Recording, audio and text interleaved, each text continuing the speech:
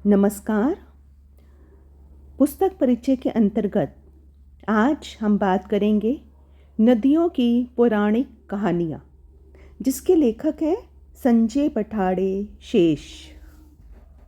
इस पुस्तक का प्रकाशन वर्ष है 2003। प्रकाशक है सतपुड़ा प्रकाशन भोपाल और प्रस्तुति है सतपुड़ा आंचलिक साहित्य परिषद, विजय प्रोविज़न मुल्ताई, ज़िला बैतूल, मध्य प्रदेश। नदियों की पौराणिक कहानियाँ वर्तमान के लिए प्रासंगिक हो गई हैं। देश में नदियों को जोड़ने की जो जुगत बिठाई जा रही है, उसने एक बार लोगों का ध्यान नदियों की ओर आकर्षित किया है। श्री संजय पठाड़े शेष जी ने ऐसे समय में यह कृति देकर अपने गहरे दायित्व बोध का निर्वाह किया है। अपने क्षेत्र की 3 नदियों को पुस्तक में स्थान देकर जहां उन्होंने क्षेत्र को प्रधानता दी है, वहीं माटी के ऋण से उऋण होने का प्रयास भी किया है। नदियों पर लगने वाले मेलों में नदी पर साहित्य पाकर लोग इसे खरीदेंगे और पढ़ेंगे। इसी उम्मीद से इसकी कीमत भी आम आदमी की पहुंच में रखी गई है। नारियल की कीमत की यह कृति नारियल की भांति ही लोगों की आस्था और श्रद्धा का प्रतीक बनेगी, ऐसी आशा है। संजय पठाड़े जी लिखते हैं, मेरी सदैव यह इच्छा रही कि क्षेत्र के लिए कुछ ऐसा करूं जिससे अपनी माटी के ऋण से उऋण हो सकूं। मेरा यह प्रयास पर्याप्त ना सही, पर यह इतना अपर्याप्त भी नहीं कि ऊंट के मुंह में जीरा साबित हो। प्रतिवर्ष नई नई पुस्तकों की सौगात और प्रकाशन की निरंतरता इस बात का प्रतीक है कि सेवा का संस्कार अभी चुका नहीं है। आपका स्नेह और सहयोग सदैव की भांति निरंतर जारी रहा तो यह श्रृंखला निरंतर रखी जा सकेगी। सूर्यपुत्री ताप्ती। ताप्ती नदी के उद्गम स्थल का नाम मुल्ताई है। मध्य प्रदेश के दक्षिण पश्चिमी में प्रवाहमान ताप्ती नदी महाराष्ट्र एवं गुजरात में भी प्रवाहित होती है और अंत में यह नदी खंबात की खाड़ी में गिरती है। ताप्ती नदी नर्मदा नदी के समानांतर बहती है, अतः इसे नर्मदा संगनी भी नाम दिया गया है। सूर्यपुत्री होने के कारण सूर्यजा तथा यम शनि की बहन होने के कारण यम भगनी नाम भी है। प्रथम नदी होने के कारण इसे आदि गंगा भी कहा जाता है।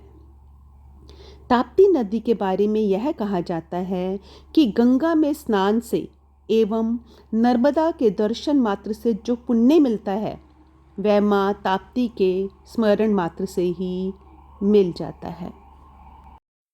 मोक्षदायिनी पावन गंगा।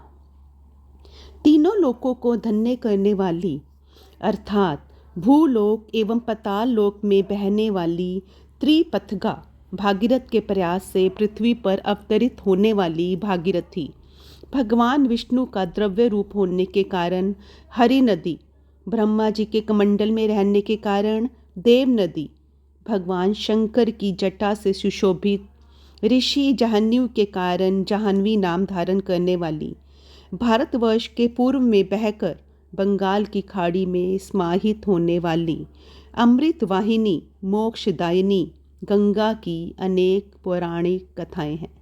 इस नदी के अनेक नाम हैं और नामकरण की अनेक कथाएं भी हैं। आइए अब बात करते हैं यम भगनी यानी यमुना यानी कालिंदी की।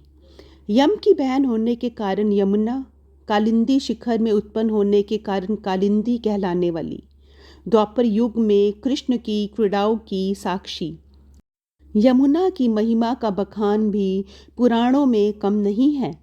भारत की पवित्र नदियों में से एक, सूर्य के वरदान स्वरूप सदा नीरा गंगा की सहायक नदी यमुना अपना सर्वस्व समर्पण करके संगम को अर्थ प्रदान करती एवं भारत की संस्कृति को अमिट पहचान देती यमुना की कथाएं भगवान में विस्तार से वर्णित हैं।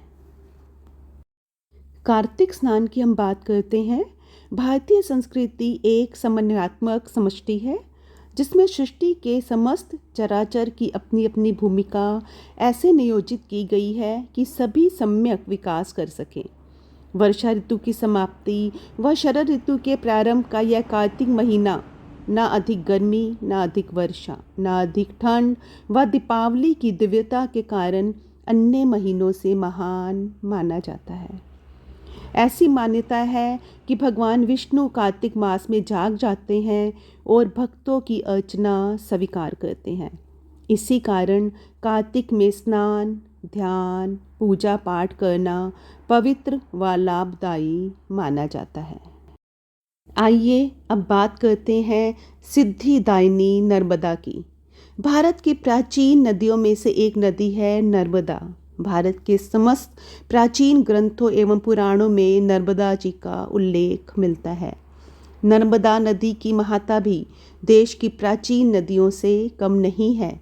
इस नदी की विशेषता यह है कि यह नदी पश्चिम की ओर प्रवाहमान होकर खंबात की खाड़ी में गिरती है। लगभग 1312 किलोमीटर की यात्रा में नदी का भयावह रूप कहीं देखने को नहीं मिलता। नदी का जो सौंदर्यमयी रूप नर्मदा का मिलता है वैसी दूसरी नदियों का नहीं मिलता। शिवजी के वरदान स्वरूप इस नदी किनारे अनेक शिवलिंग स्थापित हैं, लेकिन इस नदी के प्रत्येक कंकर को शंकर की उपमा मिली है। प्राचीन ग्रंथों में इस नदी की उत्पत्ति की अनेक कथाएं मिलती हैं। इन नदियों के अतिरिक्त इस पुस्तक में दक्षिण गंगा गोदावरी, जीवनदायिनी पयोषणी पूर्णा तथा वरदायिनी वर्धा का भी वर्णन किया गया है। आशा है यह पुस्तक परिचय आपको बेहद पसंद आएगा। इस वीडियो को लाइक करें और चैनल को सब्सक्राइब करना बिल्कुल भी ना भूलें। जल्दी ही मिलूंगी अपनी अगली पुस्तक परिचय के साथ। तब तक नमस्ते, जय हिंद।